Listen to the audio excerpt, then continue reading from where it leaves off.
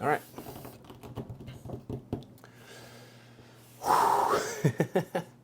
It's been a minute since I've sat down here and talked to you guys.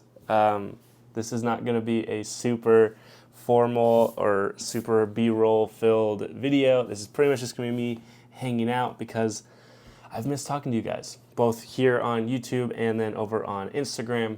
I pretty much did a month of talking in front of the camera on Instagram. I did a 30 for 30 series over there for the month of September where I tried to give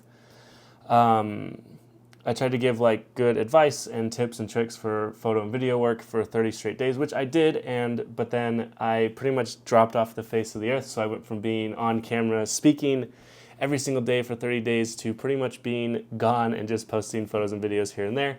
So I thought I would just make a video, sit down here, hang out with you guys, and kind of let you know what's been going on, where I've been, and yeah.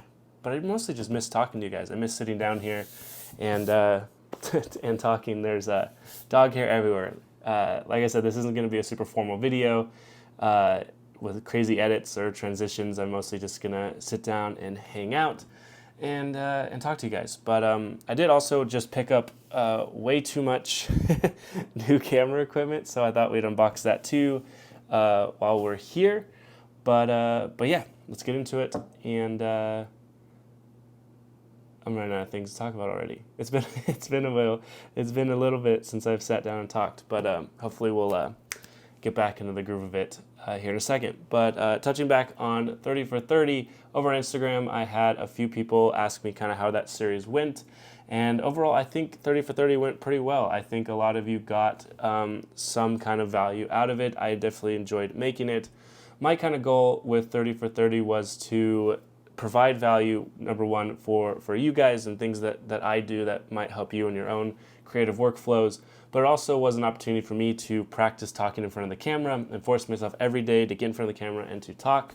And I do think over time, it was a little rough at first, but I do think over time that repetition of talking in front of the camera definitely made me more confident and comfortable.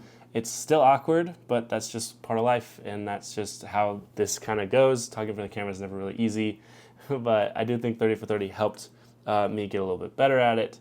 And if you have been following me over on Instagram, then you probably remember after 30 for 30, I was going to do another everyday series called the 31 Mundane, and that was going to be kind of more of a Halloween thing. I did like 4 of them, and then I stopped. And the reason I kind of stopped the 31 Mundane was because I just was taking on too much. I had too many projects I wanted to do, too many things to go shoot. October and fall here in Utah kind of consumed my life the last few weeks. I was out shooting constantly every day, photos and videos, and it was just too much to keep up on. So 31 Mundane kind of had to take a back seat.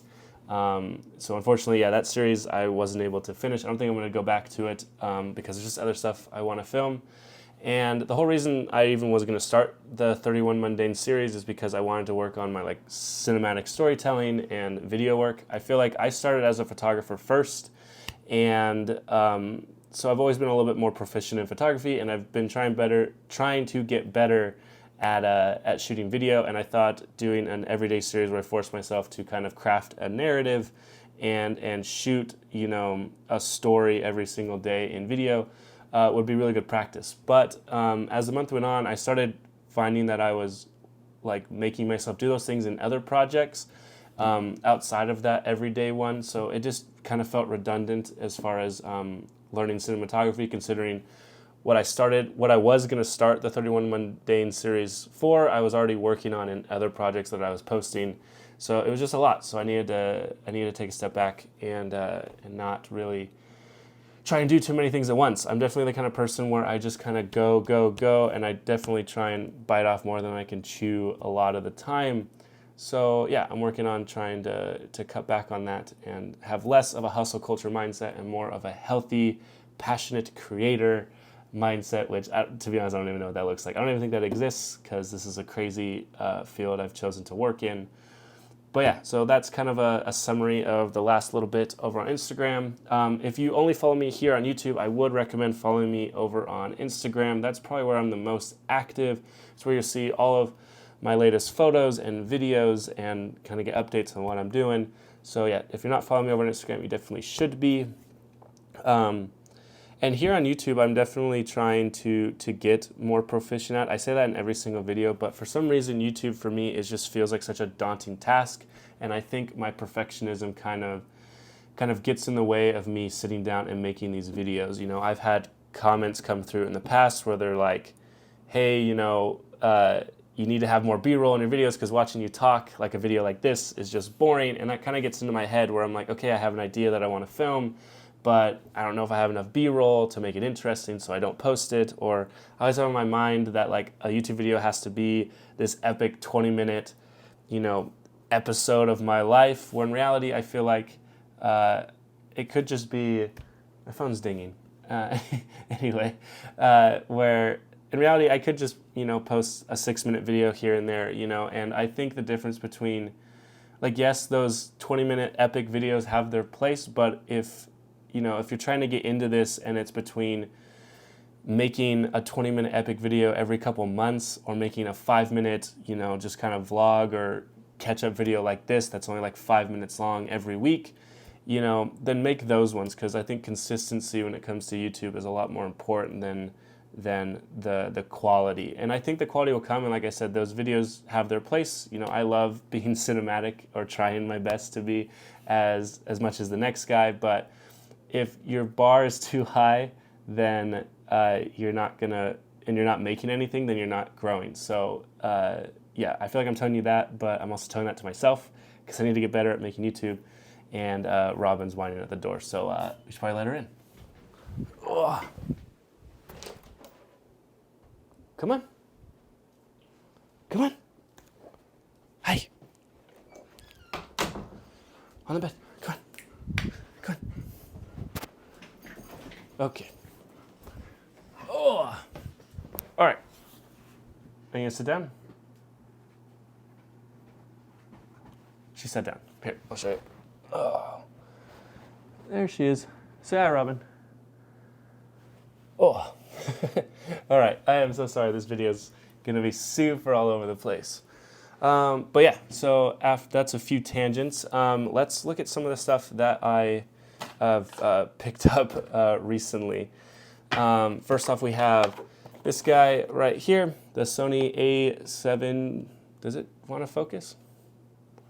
I don't know. Let me tap on it. There we go. Maybe? Can you see that? Is that in focus? I can't tell. Ugh.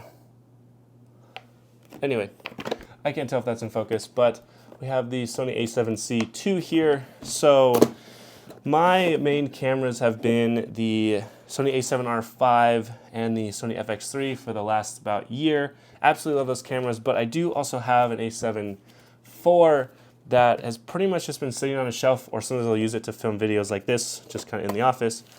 So when the A7C II came out, and they pretty much just took my A7 IV and put it in a smaller, more compact body, I thought it was kind of a no-brainer to just switch out the A7 IV for the C2. I've also, I think I've talked about in some of the other videos I've posted, that I've been looking for like a small kind of everyday camera for capturing more everyday things. And you know, when this came along, I was like, well, this is probably the best option I have. And so I picked this up, and then I also picked up, it's over here. I also picked up the Sony 24mm, focus, thank you. For some reason it thinks something on my desk is an eyeball and it keeps picking up. But I also picked up this Sony 24mm f2.8. This is the G lens, and so it's super compact, and it's it was designed for the original A7C, but it makes for this really, that's not an eyeball over there. I'm gonna like, step over. Okay. Oh my goodness. There we go. Okay. I don't know why it thinks the speaker on my desk is an eyeball. But yeah, so it makes it super small and compact. This camera shoots 33 megapixel photos. Like I said, it's the A7 IV, but just in a smaller body. 4K S-Log3, 4K 60 with a crop. But yeah, so this is going to be kind of it's going to replace my A7 IV, and it's going to be kind of just my everyday capturing stuff with the family and friends camera. And then obviously probably capturing some B-roll and stuff with it. But if you want to see like a portrait shoot or me take this out on like a more professional shoot, just let me know, if you want to see anything more about this camera. But yeah, I'm pretty excited. I've been looking for an everyday kind of compact camera for a while, and I'm just repeating myself, but let's hope this is it. Next, we also picked up another 24mm lens. We got the 24mm. That's not in my eye. Oh my goodness. Okay, so then we got the 24mm f1.4 G Master. So the reason I picked this up is, so as you can see, I picked up the tiny 24mm f2.8. That's for more casual work. I just want a small lens. But this 24 G Master is gonna be more for professional work and my actual work that I do every day. And the reason that I wanted to pick this lens up is because I've actually really fallen in love with the 50mm f1.2. I picked that up a few months ago, and before I had that lens, I had tried it a few times, but I was predominantly a 35mm and 85mm shooter. So I would usually, that was my go-to combo for portraits, you know, lifestyle, travel, anything. That was like my go-to combo. But then a couple months ago, I picked up the 50mm f1.2, and I have just absolutely fallen in love with it. And I actually was kind of against using the 50 for so long because I felt like it was so boring. I felt like everyone was raving about the 51.2, and I was like, nah, I don't want to be so mainstream. I don't want to use the same lens as everyone else. But then I finally caved, picked one up, started using it, and if you've been following me on Instagram, you know pretty much every photo I've posted or taken in the last few months has been on the 51.2, and it's completely won me over, which leads me to this lens right here, the 24-1.4. So if you're aware, usually you're either like, when it comes to like portrait photography or just kind of photography in general, you're either like a 35-85 combo kind of person or a 24-50 combo person. And I think my photography style has changed a lot. I've kind of gotten a lot more into like cinematic style, making my photos feel like they're frames from a movie, or just like, you know, they're just wider, more documentary style. And I just been shooting wider in general, and I've never really been a huge fan of the 85. I just feel like you lose too much of the environment, and I don't know. I've gotten photos I like with the 85, don't get me wrong, but it's just never one I really gravitate towards. So with liking the 50 so much, I thought I would start trying the 24 as a pairing for it, and so I'm not going to cut any of this. I'm literally tripping over my words as we speak, but yeah, so I thought I'd try the 24-1.4 paired with the 50. We'll see how that goes in the kit. But yeah, so that's why I picked up this one. I am so sorry. This is such a tangent of a video, but it is just kind of nice. This is just how I am. This is just how my brain works. This is how I talk. This is how I interact on a regular basis. So you're getting a little inside look to how terrible my brain is to operate on a daily basis. Anyway, we picked up one last lens as well. We got I gotta cover that speaker so it focuses. So we got the 16-35 G Master. This is the Mark II that just came out. And this lens is gonna be replacing the lens I am filming on right now. So back in the day when I was looking to pick up an ultra-wide zoom lens like the 16-35, the Mark II hadn't come out yet, and I knew that it was coming. I had a feeling that it was coming soon, so I didn't want to buy the Mark I G Master 16-35. I wanted to wait for this one. So in the meantime, I picked up this Sigma 16-28 to kind of hold me over until the Mark II came out. And actually, that lens has been really great, and I can definitely honestly recommend it as an alternative to this lens. Again, at least to the original 16-35, I haven't even shot with this lens yet, obviously, but this one has been really great. But I'd been waiting for this one, so I thought I'd finally pick it up and replace the 16-28 with the new 16-35, and it's not a focal length that I've used a lot in the past, so I'm usually more of a 24-70 guy. Most of the videos you see me post are usually filmed on a 24-70, but recently my kind of kit in my camera bag for capturing pretty much the last month of my photography, last 2 months of my photography, has been the burp. That's embarrassing, but we're leaving it in because this is raw. Oh, I don't like that word. Anyway, the lenses that have been in my camera bag for the last month or so as I've been capturing fall here in Utah and over in Colorado. It's been the 20mm f1.8 G lens from Sony and the 50mm f1.2, the 24-70 f2.8 G Master, and the 70-200. And so that's kind of been the kit along with the A7R5 and the FX3 and my DJI Mavic 3 Classic drone.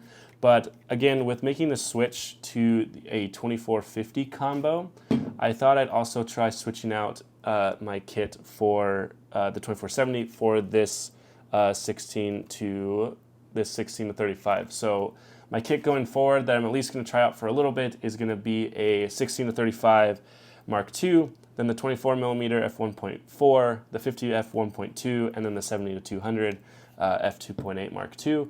I think that will be a little bit less weird of a combo, and that way I have a zoom for everything on the wide, and then I have a zoom for everything on the telephoto side of things, and then right in like that medium range I have two primes. I got the 24 and the 50. So I think it'll be a good setup. We'll see in the next coming weeks how it goes. But yeah, so that's why I picked up this lens. That's all of the actual like camera gear that's new that I picked up. But yeah, I am also selling, so I'm probably going to sell this 16 to 28, and then I'm also selling my A7 IV. So if you're interested in any of that and you live in the US, just message me over on Instagram and we can set it up if you want to buy it from me. That'd be super cool. And I'd love to get into the hands of, I'd love to get these, this lens and that, hi Robin, and get that camera in the hands of someone who will make use of it and yeah, just, use it and start making stuff. I also picked up a few other things. I picked up this, I don't want to focus on the speaker. Picked up this thin camera strap from Peak Design. I'm going to pair this with the Sony a7C. I also got a UV filter, just a protection filter for the new lenses. And then I also picked up a, what is this? Just a little tripod plate for my 70 to 200 so that every time I use it, I don't have to take the plate off of my camera body and put it on like the little stand for the 70-200. So I didn't mean to pick it up. But yeah, that's pretty much it. That's kind of my life right now. Going forward, I think I'm gonna try and make more videos here on YouTube. Obviously, if you like these kind of just me sitting down and talking with you, I'd love to make these kind of once a week or maybe every other week, just to kind of catch up on how you're doing. We can chat in the comments, but also you can kind of just get a little behind the scenes on what I'm up to. Like I said, follow me on Instagram. That's where I'm the most active. That's where you can see most of my work. But yeah, it's been fun. Thanks for watching me ramble and unbox all of this stuff that in reality I probably didn't need to pick up, but I'm happy that it's here. And I'll see you guys in the next one. See ya.